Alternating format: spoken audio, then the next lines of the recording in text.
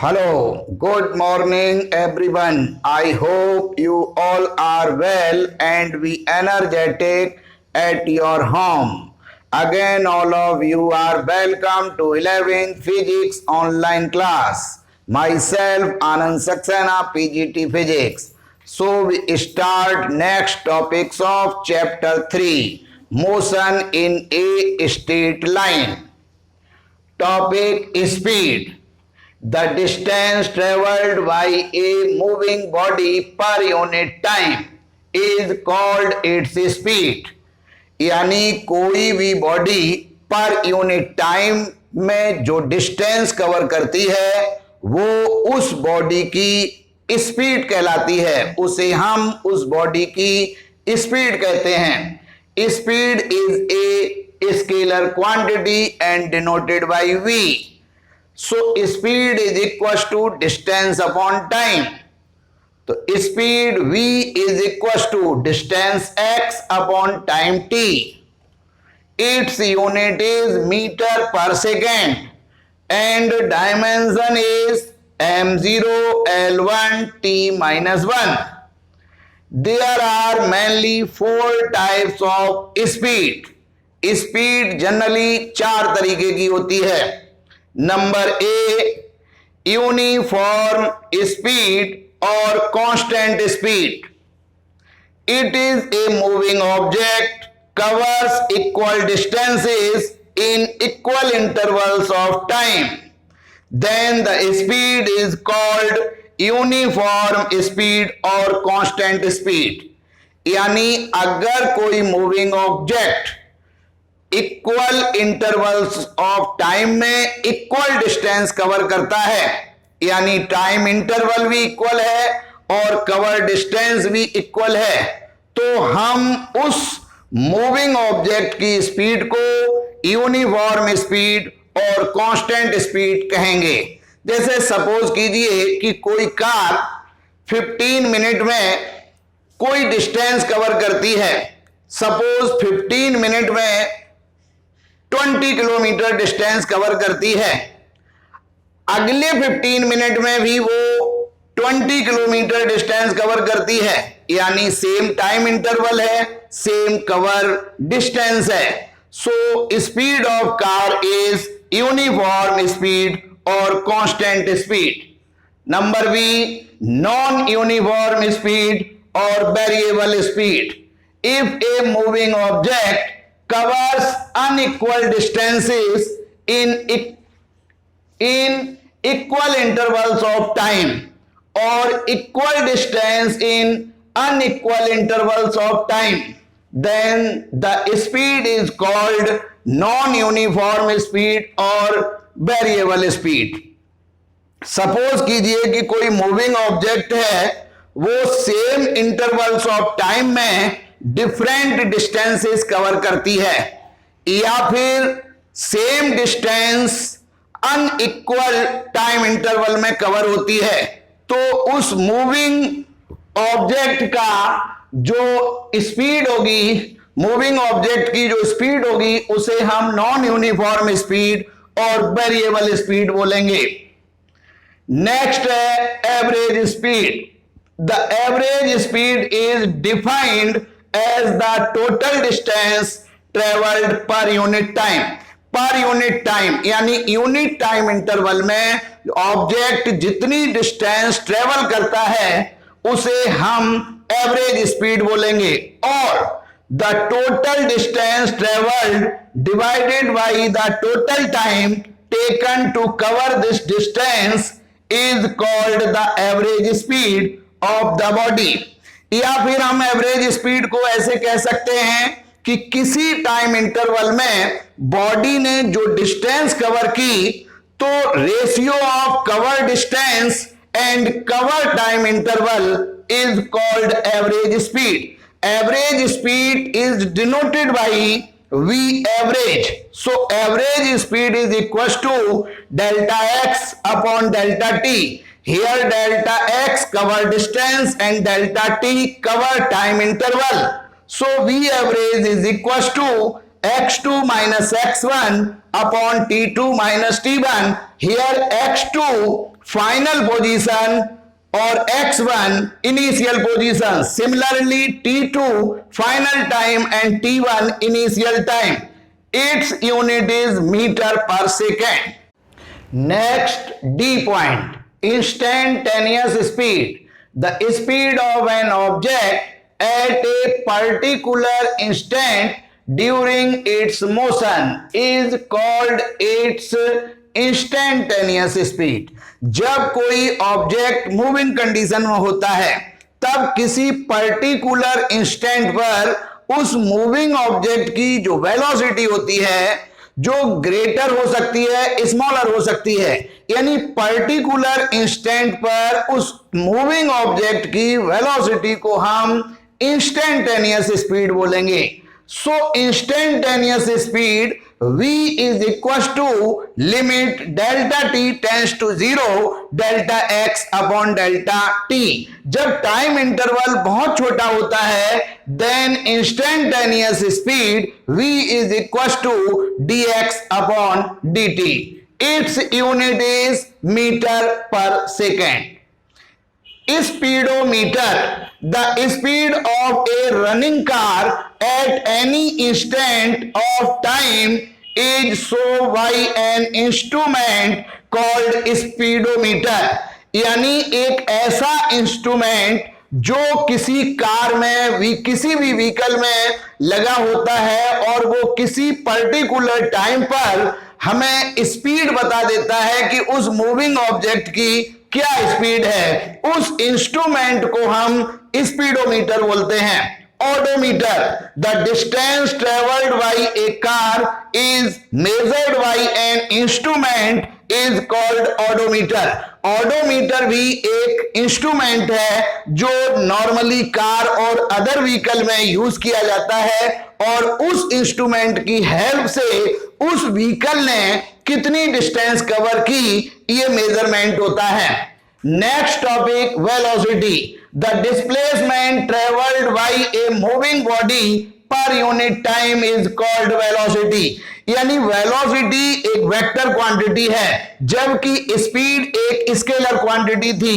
तो अब यहां पर यह है कि कोई मूविंग ऑब्जेक्ट है, पर यूनिट टाइम इंटरवल में जो डिस्प्लेसमेंट कवर करेगा उस डिस्प्लेसमेंट को उस मूविंग ऑब्जेक्ट की वेलोसिटी कहेंगे. It is a vector quantity and denoted by vector v. So velocity is equal to displacement upon time. अब velocity vector quantity denoted by vector v is equal to similarly displacement vector quantity denoted by vector x time denoted by t. So vector v is equal to vector x upon t. Its unit is meter per second and dimensions is m0 l1 t minus 1.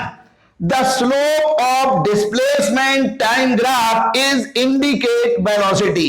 अगर कहीं time और displacement में कोई graph draw किया गया है तो वो भी वेलोसिटी को इंडिकेट करता है. जैसे किसी पर्टिकुलर इंस्टेंट पर हम अगर वेलोसिटी फाइंड आउट करें तो हम कैलकुलेट कर सकते हैं velocity vector v is equal to displacement vector x upon time interval small t. There are mainly 4 types of velocity. ये जो velocity है वो 4 types की होती है. नंबर 1 यूनिफॉर्म और constant velocity. Number 2 non uniform और variable velocity. Number 3 average velocity and number 4 instantaneous velocity. A number uniform velocity और constant velocity. If a moving object covers equal displacement in equal intervals of time, then the velocity is called uniform velocity or constant velocity. यानी अगर कोई moving object है और वो equal time interval में equal distance cover करता है तो उस मूविंग ऑब्जेक्ट की जो वेलोसिटी है उसे हम यूनिफॉर्म वेलोसिटी और कांस्टेंट वेलोसिटी कहेंगे। B number non uniform velocity और variable velocity.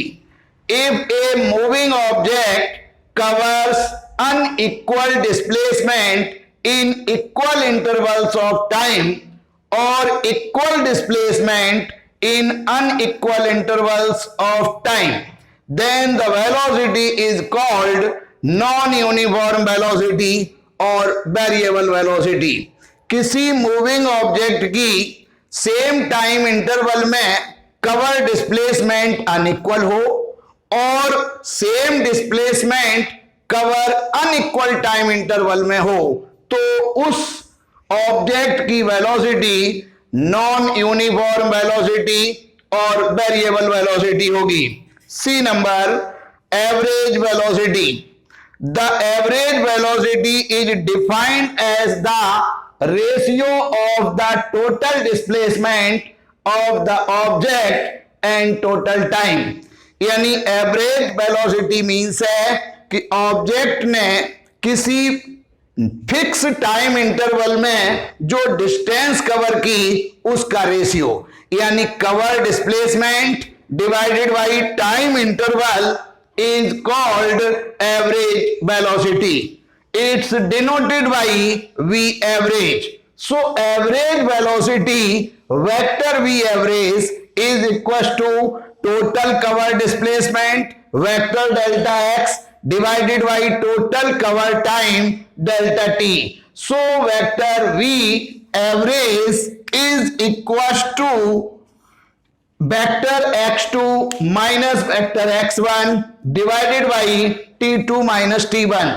Here x2 final position and vector x1 initial position. Similarly t2 final time and t1 initial time. Its unit is meter per second. Or the arithmetic mean of the initial and final velocities cover the given period of time is called average velocity।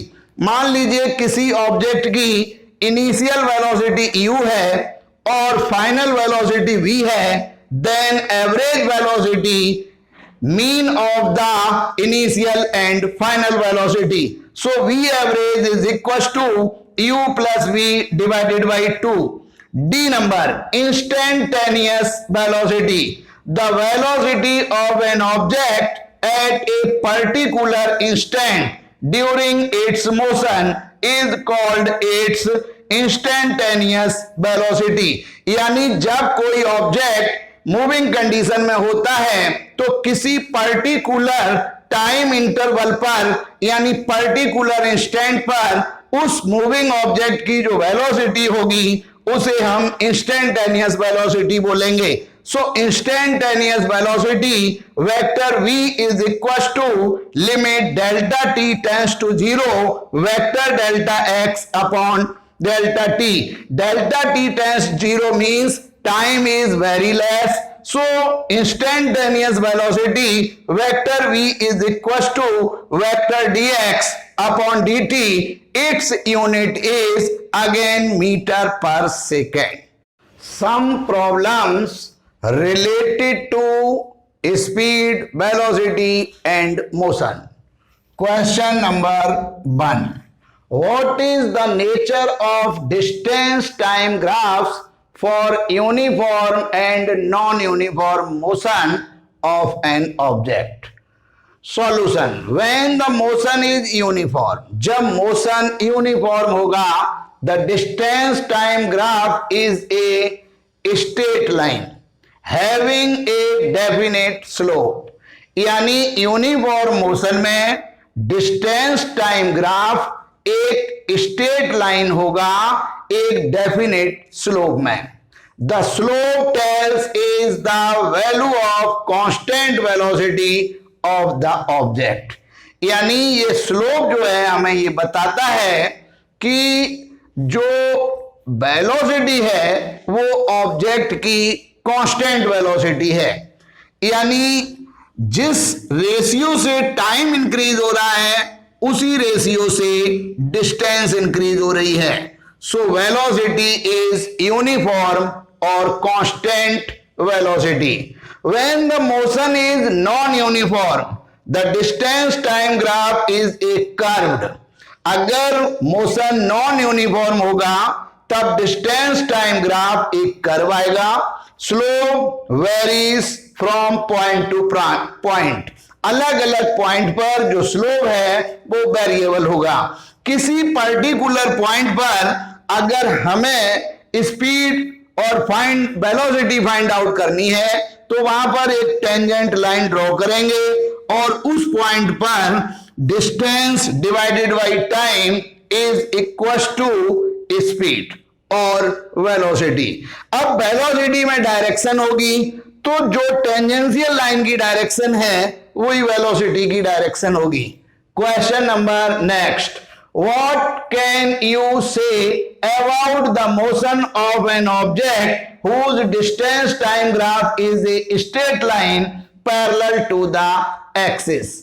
हमारा distance time graph एक parallel line है और वो time के parallel है।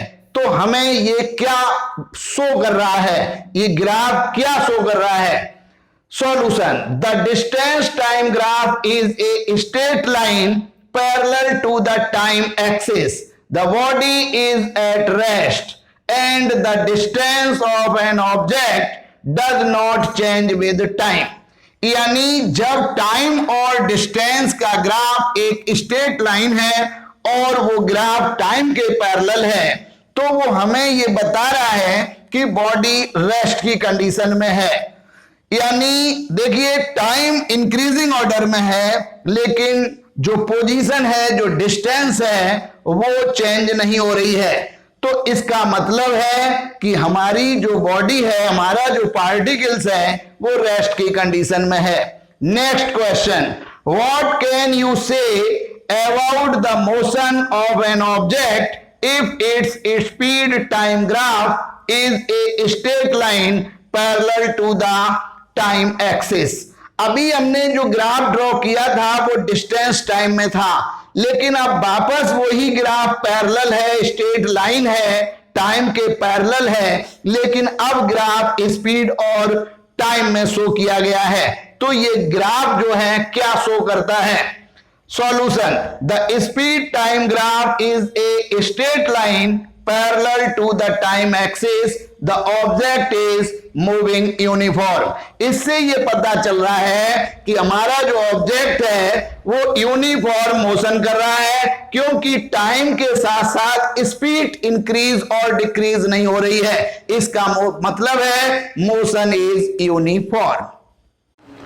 Next question 4, draw a velocity various time graph of a stone thrown vertically upward and then coming downward after attaining the maximum height। हमें एक जो है वेलोसिटी टाइम में ग्राफ ड्रॉ करना है उस कंडीशन में जैसे कि कोई एक स्टोन है जो अपवर्ड थ्रोन किया गया और मैक्सिमम हाइट अटेन करने के बाद वो स्टोन वापस जमीन पर आता है। तो हम यहां पर ये देख रहे हैं कि जब हमने स्टोन को अपवर्ड थ्रोन किया तो जैसे जैसे स्टोन ऊपर जाएगा तो वेलोसिटी डिक्रीजिंग ऑर्डर में होगी और एक कंडीशन में वेलोसिटी 0 होगी और जब वापस वो स्टोन अर्थ की तरफ डाउनवर्ड होगा तो वेलोसिटी इंक्रीजिंग ऑर्डर में होगी।